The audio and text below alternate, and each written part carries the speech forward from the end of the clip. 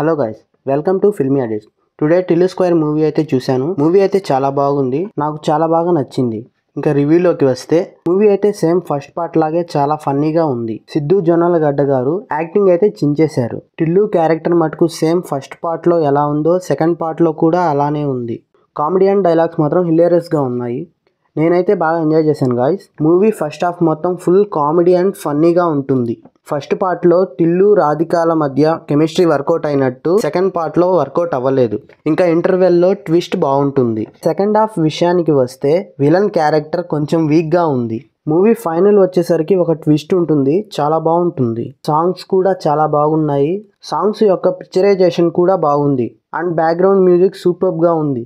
ఇంకా ఈ మూవీలో పాజిటివ్స్ వచ్చేసరికి టిల్లు క్యారెక్టర్ అండ్ డైలాగ్స్ బాగున్నాయి, బ్యాక్గ్రౌండ్ మ్యూజిక్ బాగుంది, సాంగ్స్ యొక్క పిక్చరైజేషన్ కూడా బాగుంది. Tillu character same first part లానే తన రోల్ చాలా ఎనర్జెటిక్ గా ఉంది.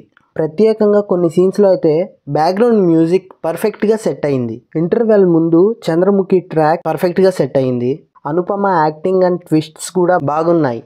ఇంకా నెగిటివ్స్ కి వస్తే విలన్ క్యారెక్టర్ అంత బాగలేదు. స్టోరీ ప్లాట్ ఏమి లేదు. ఫస్ట్ ప్లాట్ ఈవెంట్స్ నే ఫాలో అవుతూ రిపీట్ అవుతూ ఉంటుంది. సో ఫైనల్ ట్విస్ట్ కూడా అంత సాటిస్ఫాక్షన్ గా లేదు.